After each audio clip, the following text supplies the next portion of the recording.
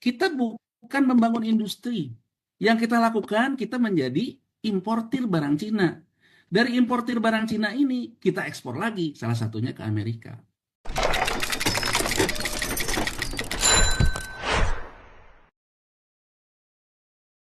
Oh, baik, sebelumnya saya maaf terlambat eh, karena ada beberapa urusan. Mungkin saya tidak pakai slide seperti Bu Koni, mungkin saya cerita aja, nah artinya apa sebetulnya yang terjadi. Jadi gini, sebetulnya sejak tahun 1944, dunia itu sudah diatur oleh para kaum monetaris. Jadi yang namanya perang fisik dan kemudian semua mengatakan bahwa kemerdekaan itu adalah hak segala bangsa, itu setelah Perang Dunia Kedua, itulah politik global yang terjadi.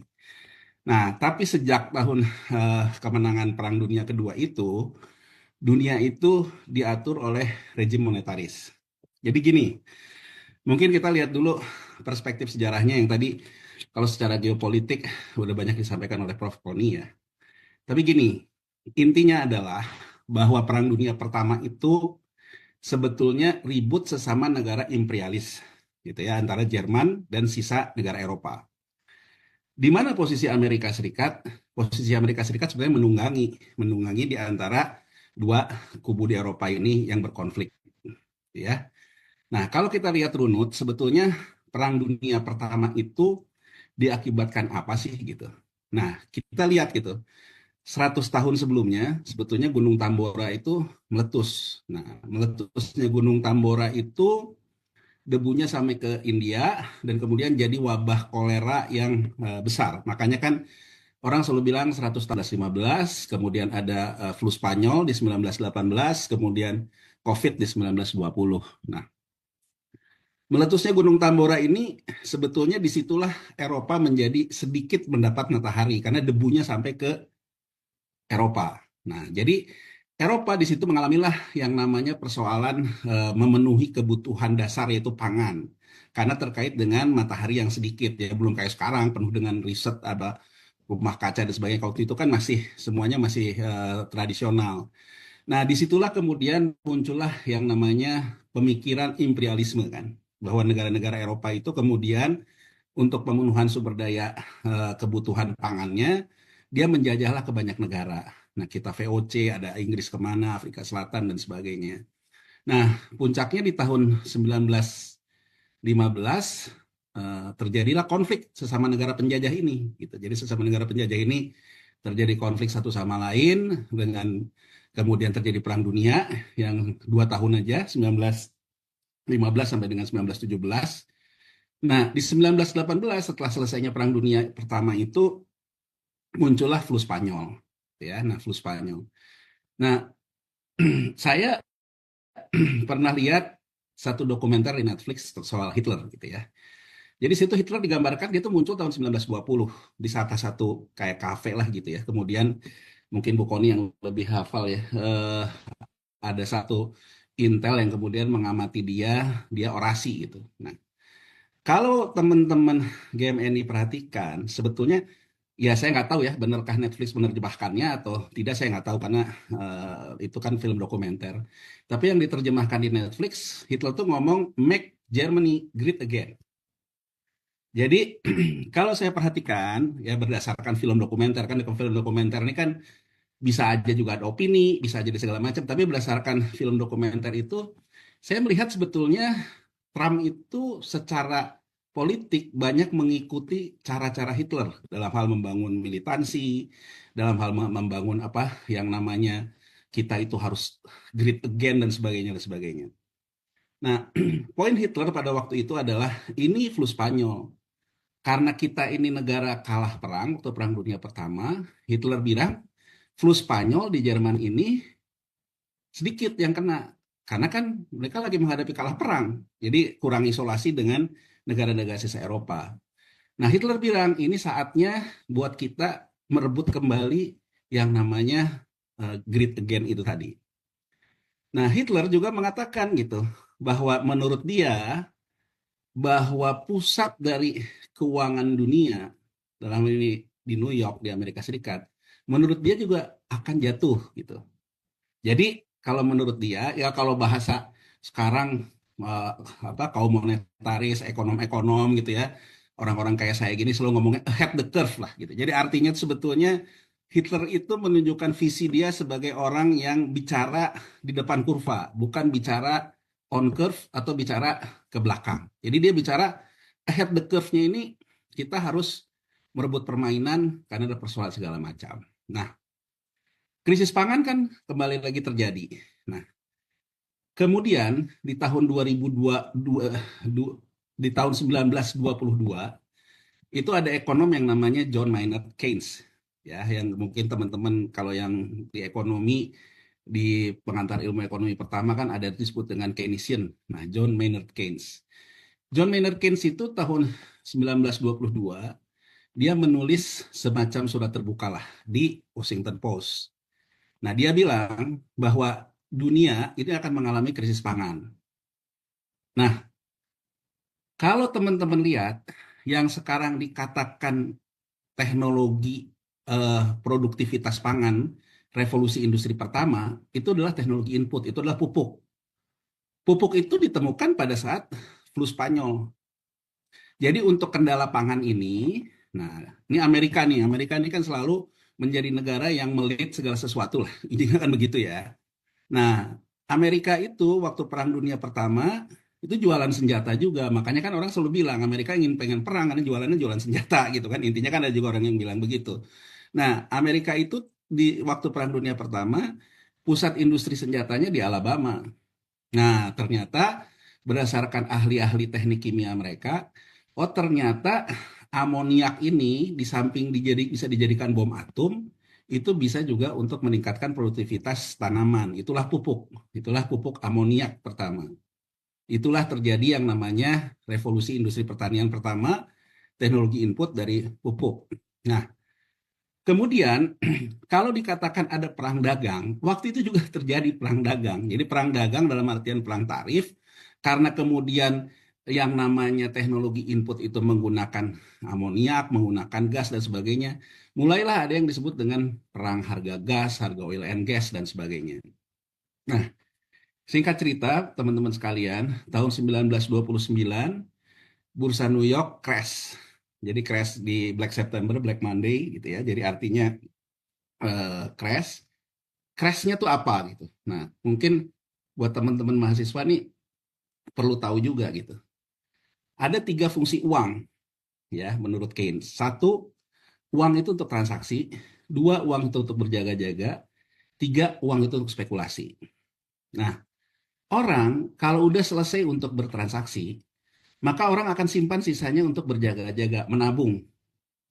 Nah, Keynes mengingatkan, orang yang punya uang di bank itu harus ditahan, jangan sampai menjadi spekulasi berlebihan. Jadi artinya orang ketika misalnya sekarang ekonomi lesu nih, kerja nggak ada kerjaannya, berjudi kan, ada judol, ada apa gitu. Nah, tapi kalau orang yang punya uang, maka dia akan menggunakan uangnya untuk berspekulasi berlebihan. Berspekulasi berlebihan itu kemana? Ke pasar modal, pasar keuangan. Nah, krisis 1929, kalau kita mau ngomong, artinya apa? Posisi yang dibentuk melebihi fundamentalnya. Jadi dengan kata lain begini, bahwa saya mengatakan pasang harga beli saham apa gitu. Karena saya menganggap padahal ekonominya nggak sekuat itu gitu. Jadi itu persepsi yang dibentuk saja. Nah, jadi teman-teman sekalian harus paham gitu.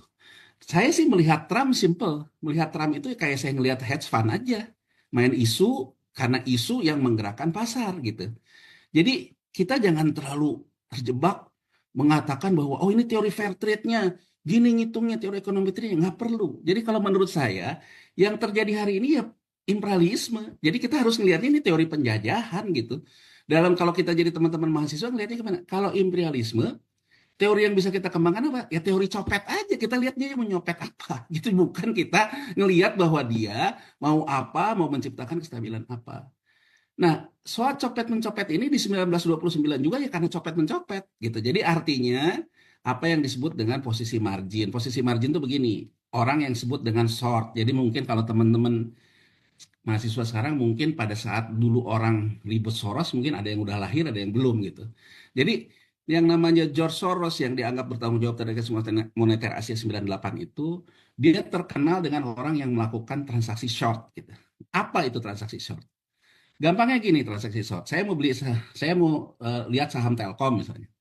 Saya lihat saham Telkom beberapa kita ngomong deh 2 jam lagi deh. Kira-kira 2 jam lagi saham Telkom akan jatuh. Saya sebenarnya nggak punya saham Telkom. Tapi kemudian saya pasanglah jual saham Telkom di harga yang lagi tinggi. Nah, kemudian ternyata betul dugaan saya. 2 jam berikutnya saham Telkom ini turun, beli saya. Jadi saya nggak punya modal apa-apa, tahu-tahu saya dapat duit. Nggak punya sahamnya, nggak pernah punya uangnya, karena prinsipnya adalah netting. Di netting, netnya berapa?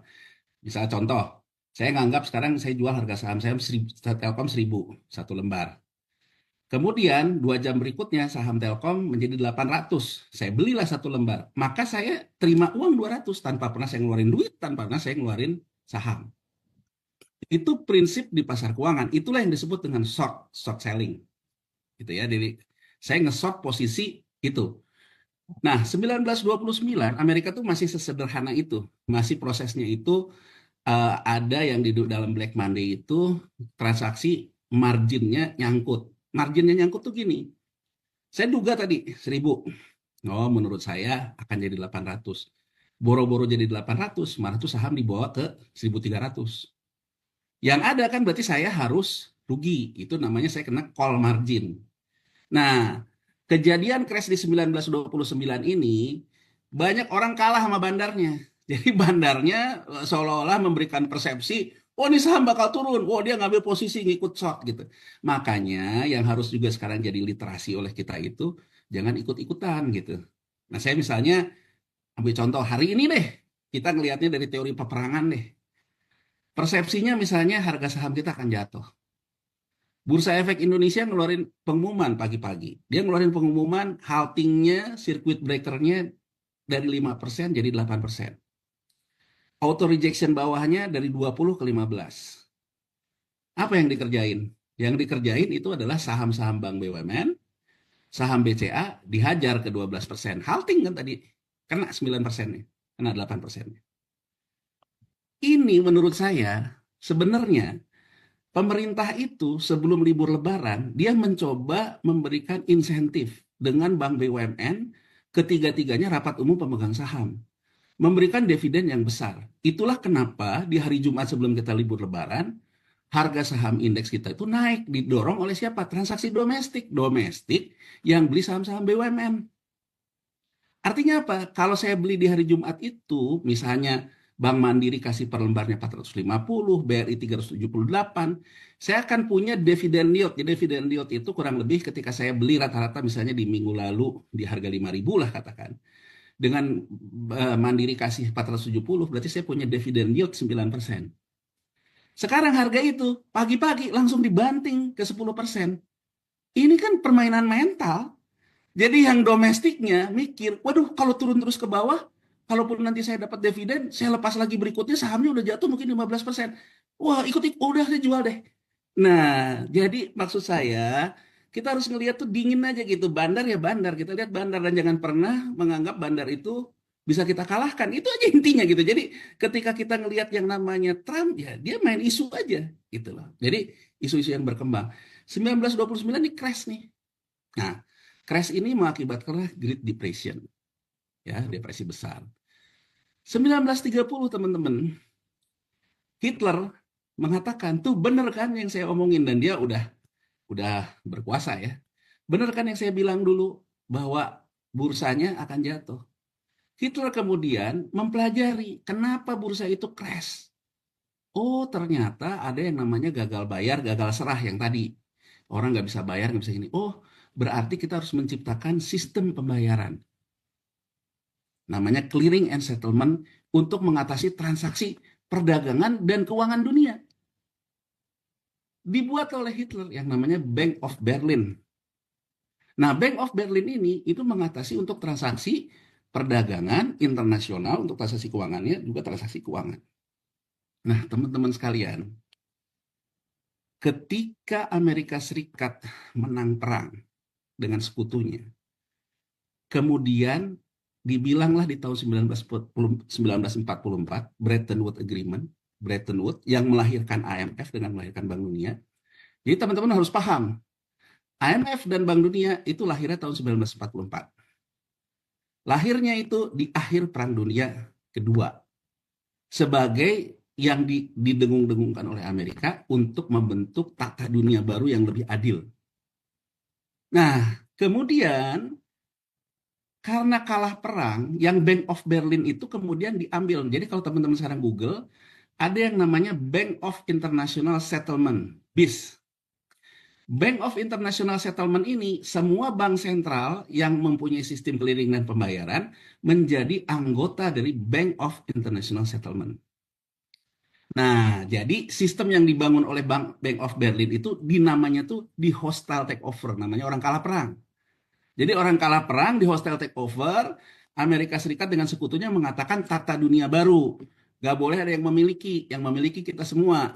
Nah, teman-teman harus lihat, sikap penjajahnya hilang atau enggak? Enggak. Karena kalau kita lihat bahwa yang menjadi ruling currency, jadi ruling currency itu gini, mata uang yang menjadi mata uang di tengah itu apa? Nah, dalam Bretton Woods Agreement, Amerika Serikat mengatakan dari zaman Nabi dulu, uang itu asalnya dari emas. Jadi siapa yang punya emas dalam cadangan devisanya terbesar, dialah yang menguasai uang devisa di IMF yang dibentuk, voting right. Jadi teman-teman harus bedakan. Indonesia ini tidak punya voting right. Yang punya voting right itu orang-orang yang ada dalam blanket currency, special drawing right, MF, SDR, IMF. Kita punya tapi 0,00 berapa. Gitu loh. Nah, SDR IMF ini ketika pertama kali dibentuk, itu 70%-nya US dollar. Dengan catatan alasannya apa? Emas yang besar. Sisanya karena Jerman juga kalah perang dan sebagainya, bergabunglah, menjadilah itulah SDR IMF. Nah, teman-teman sekalian, dari penjelasan ini, maka dunia sejak Perang Dunia Kedua dikendalikan oleh yang namanya ruling currency, dikendalikan oleh para kaum monetaris, dikendalikan dari sistem moneter ini. Nah, ini berlangsung terus. Kemudian di tahun 1970, ada yang namanya di Amerika Serikat itu Marshall Law, yang diajukan oleh Mensesneknya dia ke Senat, karena dia bilang akibat perang dunia itu Eropa tuh hancur, kita harus membantu Eropa. Ada juga perang ideologis terkait dengan komunisme, kita harus membantu negara-negara yang pro terhadap ideologi kita. Nah, di tahun 70 itu, teman-teman perhatikan, itu Amerika mendorong yang namanya uang beredar tuh keluar dari Amerika Serikat ke negara-negara emerging market. Di saat itu juga harga minyak dunia naik, terjadilah yang namanya harga bonanza minyak, termasuk kita yang menikmati. Nah, teman-teman sekalian, dari situ kemudian apa yang terjadi? Yang terjadi negara Amerika Latin, karena APBN-nya dapat uang banyak dari harga minyak dunia yang naik, dia menerbitkanlah surat utang komersil kayak kita sekarang.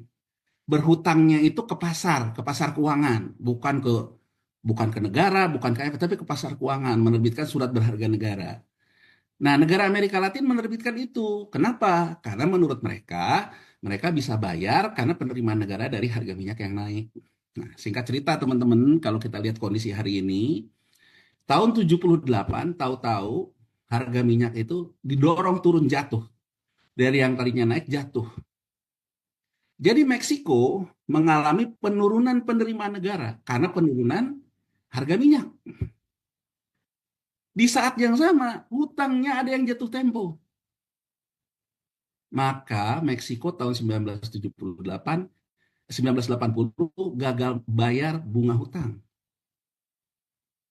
1982 Meksiko gagal bayar hutang. Ini cerita kemudian berlanjut lagi, ada bubble.com tahun 90. Kemudian ada krisis gagal bayar Yunani 2015, Argentina 2016. Nah, saya ingin memberikan konteks ke teman-teman begini. Di mana sebetulnya Cina muncul? Jadi Cina sebetulnya dia sudah menduga bahwa Asia akan krisis moneter ketika tahun 95 atau 94. Nah, dia melakukan tindakan ahead the curve. Cina mempelajari betul bahwa di mana perang moneter itu bekerja. Perang moneter bekerja selalu terkait dengan hostile takeover. Apa itu hostile takeover? Itu tadi yang saya terangkan ke teman-teman, misalnya ketika Bank of Berlin diambil alih oleh Bank of International Settlement. Itu hostile takeover. Nah, hostile takeover penjajahannya udah beda dengan penjajahan fisik dulu. Jadi selalu dikaitkan di negara-negara berkembang ini atau di negara-negara ketiga itu soal isu-isu. Nah, Cina tuh menyadari kalau besok kita ini masih ada pejabat kita yang korup, tata kelola kita yang jelek, pasti kita disikat dan negara kita akan menjadi di hostile takeover dalam masuk ke dalam krisis moneter. Maret 1998, Cina mendahului kurva, dia menunjuk Perdana Menterinya bekas Gubernur Bank Sentral yang namanya Zhu Rongji. Nah, apa yang dilakukan Zhu Rongji? Apa yang akan menjadi isu tata kelola di depan, dia sikat duluan. Koruptor dihukum mati, segala macam isu-isu tata kelola disikat duluan. Apa yang terjadi di kita? Ya kita nggak nggak nyikat itu kan ya, makanya kan isunya tentang politik yang segala macam segala macam. Nah, Cina dalam posisi kayak gini, ternyata dia itu memenangkan pertempuran dengan konsolidasinya dan segalanya. Nah, sekarang tuh ada barangnya pindah. Singkat cerita teman-teman, perang tarif ini sebetulnya pernah juga dilakukan terhadap Cina oleh WTO.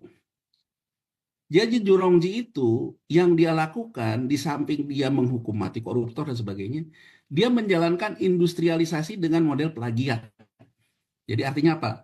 Barang yang diproduksi oleh negara lain, dia suruh rakyatnya plagiat kerja, dijual. Nah, dia tahun 99 kena WTO bahwa barang plagiatnya dia itu nggak boleh dijual di negara lain. Nah, dia bilang, ya udah kalau nggak boleh nggak apa-apa, berarti negara lain juga nggak boleh dagang di tempat kita. Nah, kalau di banyak jurnal politik ekonomi, sebetulnya kenapa Cina bisa memenangkan pertarungan, ada yang dilupakan oleh Barat, karena Cina pada waktu itu sudah mengambil alih lagi Hong Kong, karena sudah diserahkan oleh Inggris. Dan Barat selama ini portnya untuk jualan ke Asia lewat Hong Kong. Jadi akhirnya Cina bisa melakukan self-sufficiency dan bahkan Barat yang tergantung ke dia. Mulai dengan industri-industri outsourcing dan sebagainya. Nah, di 2008 Amerika Serikat kena lagi. Di pertemuan G7 2009, Cina itu mengatakan Bretton Woods Agreement harus dirubah, harus ditinjau ulang.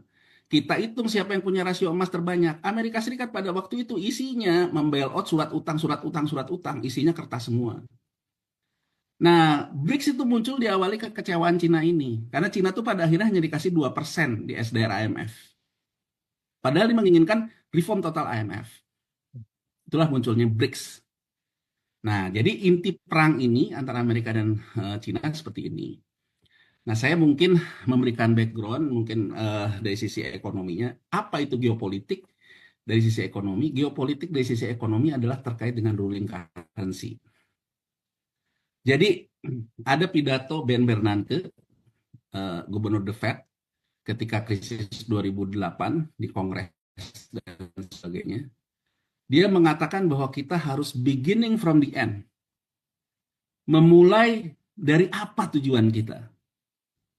Itu yang disebut dengan oleh dia kemudian meminta izin dari Kongres dan sebagainya, melakukan quantitative easing dan sebagainya dan sebagainya. Nah, sekarang kita lihat apa kalau kita perhatikan pidato-pidato Trump. Trump itu sebetulnya menurut saya M-nya yang dia mau ya Make American Great Again itu bahwa Amerika Serikat tetap menjadi negara pemenang perang dan tetap sebagai ruling currency. Apa yang dia inginkan? Orang-orang yang mencoba melakukan dedolarisasi dihantam semua sama dia sekarang lewat tarif ini.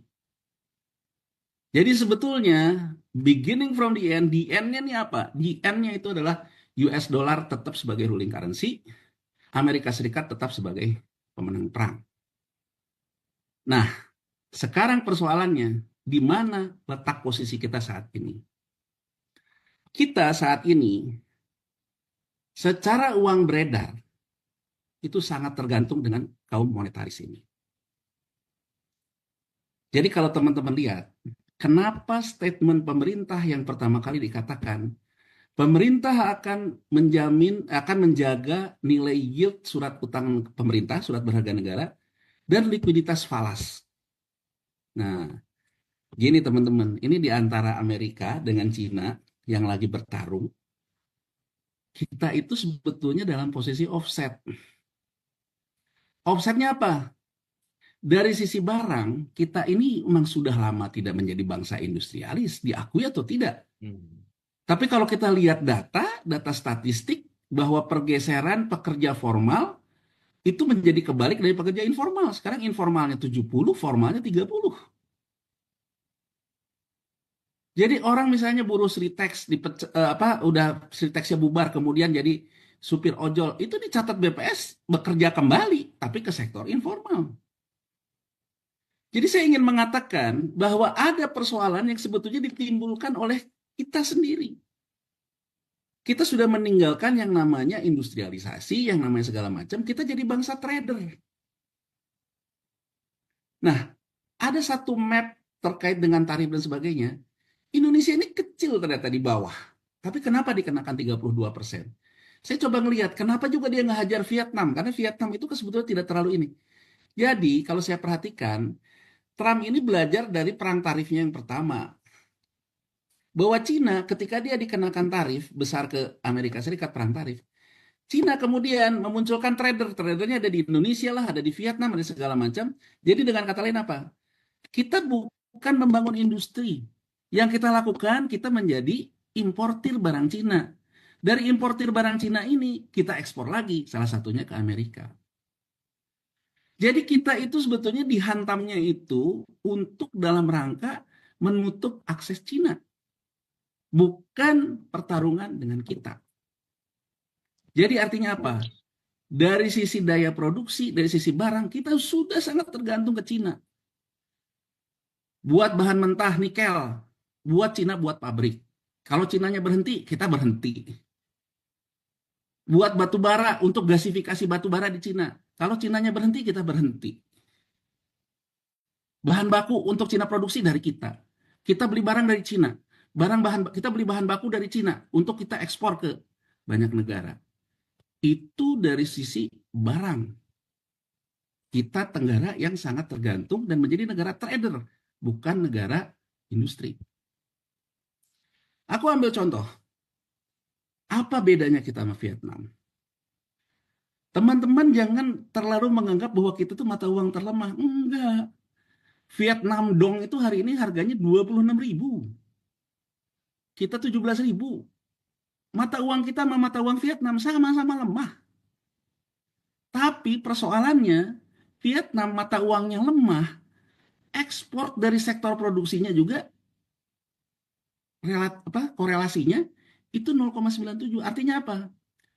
Vietnam justru dengan mata uangnya lemah, tapi dia ekspornya juga naik.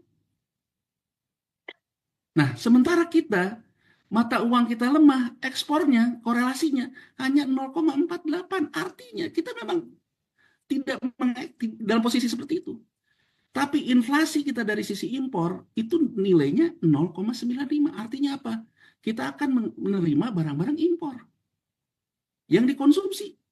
Vietnam, inflasi dari impornya itu 0,5-an. Jadi kalau kita mengatakan dia tidak melawan Amerika, membiarkan mata uangnya lemah dan sebagainya, tapi dia juga mengerjakan pekerjaan rumahnya gitu.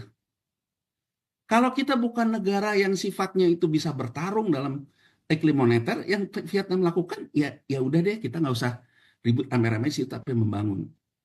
Aku ambil contoh lagi, yang paling konkret. Vietnam tahun 2016 itu adalah trader durian. Jadi pasar durian dunia itu yang premium, itu di Cina. Importir durian premium terbesar 2016, nomor 1 Cina, nomor 2 Vietnam. Vietnam itu barangnya dia kasih juga ke Cina, dia jual, trader, kayak kita juga sekarang jadi trader barang Cina. Tapi hari ini di 2024, Vietnam menjadi negara produsen durian terbesar. Jadi menurut saya teman-teman sekalian, kita ini kehilangan pemimpin Robin Hood gitu loh. Pemimpin Robin Hood itu, kalau kita perlu nyopet dari penjajah, kita copet. tapi kemudian kita tanamkan untuk akar perekonomian agar rakyat kita bekerja penuh. Nah, kita kan enggak. Ada penjajah nyopet, kita minta bagian dari penjajahnya. Malah jadi agen-agen company. Itu kan kurang lebih begitulah yang harus kita Mas, menjadikan review dan sebagainya. Saya mengatakan aku ini boleh karena teman-teman semua anak muda. Anda harus boleh punya izin pemikiran nggak yang Mas? berubah. Kalau Anda misalnya memimpin suatu pergerakan, satu kata satu perbuatan, jadi Robin Hood paling nggak. Kalau memang tidak bisa menjadi orang yang membangun dari sisi apa yang kita punya. Vietnam adalah contoh Robin Hood. Bagaimana dia nyopet uang-uang hot money yang digelontorkan oleh Amerika lewat perang moneternya, dia copet, tapi dia kemudian membangun sektor pertaniannya, membangun industrinya. Mas, aku izin nih Mas. 5 menit lagi Mas ya. Waktunya Mas. Oke, Udah 30 menit lebih Mas. Siap oke, Mas, sorry. oke. Ya itu, saya ingin memberikan gambaran itu saja. Jadi saya ingin memberikan agar teman-teman itu utuh, ya. Nah, apa yang terjadi sekarang, teman-teman sekalian? Gini ya, Trump menurut saya harus dilihat dari sudut pandang dia main isu. Apa yang Trump inginkan? Yang Trump inginkan ada crash di negara berkembang. Nah, teman-teman sekalian, kita dalam posisi offside dia kalau dia melihat dari sudut pandang itu. Kenapa? 2025, 2026, 2027, hutang jatuh tempo kita besar. Gambaran, 2024, hutang jatuh tempo kita tuh 400. 2025, 850. 2026, 850. 2027, 850. Kalau Meksiko ketika hutang jatuh temponya meningkat, penerimaan negaranya jatuh karena harga minyak jatuh. Yang diumumkan oleh Menteri Keuangan kemarin, penerimaan negara kita jatuh kenapa? PPN-nya jatuh, daya beli kita sudah melemah, PPh-nya jatuh, PHK banyak, artinya apa? Sisi penerimaan negara kita ini dalam posisi jatuh. Ada atau tidak ada isu tarif Trump. Di satu sisi kita juga mengalami kenaikan yang namanya pembayaran hutang. Makanya pemerintah itu menurut saya menjadi kelihatan peragu. Menjadi kelihatan yang diucapkan oleh Presiden Prabowo, ya kita temanlah sama Amerika, kita mencoba negosiasi. Karena kalau kita sampai gagal bayar dalam hutang ini, maka kita akan masuk ke dalam yang disebut dengan doomsday skenario. Jadi dalam teori-teori perperangan ini, peperangan moneter ini, ada isu, ada yang jatuh. Selalu ada yang jatuh. Begitu ada yang jatuh, maka akan ada yang diuntungkan. Nah, teman-teman sekalian, siapa yang ada di belakang Trump? Yang ada di belakang Trump adalah para hedge fund. Data menunjukkan tahun 2024, hedge fund itu di tengah ketidakpastian keuntungannya naik. Nah, jadi karena waktu terbatas kita bisa diskusi. Saya ingin mengatakan, apa yang terjadi hari ini? Yang terjadi hari ini, Trump akan memainkan isu-isu besar yang akan menggoncang instabilitas pasar keuangan dunia. Siapa yang akan jatuh? Ya belum tahu. Adakah Indonesia terkena? Ya ada, karena kita dalam posisi yang aku sebut tadi. Nah, sekarang apa yang perlu teman-teman lakukan? Saya rasa tadi sudah cukup baik dari Bu Koni ya, bagaimana gerakan pemuda dan sebagainya. Tapi menurut saya jangan lupakan juga gitu. Ada hal-hal itu penyakit datangnya dari diri kita sendiri. Menurut saya, kalau kita tidak bisa mengatasi permasalahan diri kita sendiri, boro-boro mau ngelawan Trump gitu loh. Misalnya saja, beranikah kita mengatakan kenapa sekarang timbul hutang jatuh tempo yang besar, tapi kenapa penerimaan jatuh? Belanjanya dulu kayak apa? Di situ ada IKN, ada apa infrastruktur segala macam. Ya ibaratnya kalau nyalahin itu aja nggak berani, boro-boro mau nyalahin Trump gitu loh. Terus menurut saya yang teman-teman juga harus dorong sebagai mahasiswa tuh sense of crisis. Pemerintahan ini harus menunjukkan sense of crisis. Dimulai dari dirinya. Jangan lagi lah kabinet yang terbesar. Jangan lagi lah nyung nyung nyung nyung di jalan ini gitu loh. Jadi ini sense of crisis ini kan harus ditampilkan oleh pemerintah. bahwa sense of crisisnya ada. Karena saya rasa kalau kita susah sama-sama, kita akan berjuang sama-sama. Itu arti perjuangan kemerdekaan kita dulu. Terakhir saya ingin menutup, saya ingin mengatakan GMNI harus mendorong kader-kadernya muncul ketika tahun 1930 dunia ada Hitler, dunia ada Franklin Roosevelt, di Indonesia ada anak muda yang namanya Soekarno, Muhammad Hatta, Sultan Syahrir, Tan Malaka. 4 anak-anak muda hebat. Soekarno mengatakan Indonesia menggugat.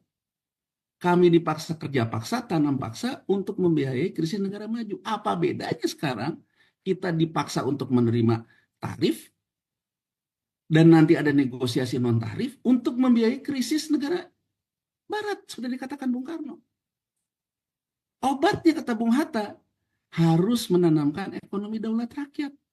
Tapi Bung Karno bilang setelah era kemerdekaan fisik itu dicapai akan lebih susah kita melawan bangsa sendiri. Nah, jadi teman-teman harus jadi pemuda-pemuda yang kalau perlu kayak pemuda-pemuda saya itu milik dan kawan-kawan. Rengas dengklok. Nyulik Bung Karno sama Bung Hatta biar deklarasi kemerdekaan. Nah, teman-teman di gerakan jauh lebih tahu lah dari saya. Dan tadi kan sudah dijelaskan oleh Bu Koni seperti itu. Jadi Anda harus muncul menantang pemikiran-pemikiran dan gerakan-gerakan konkret dari pemimpin.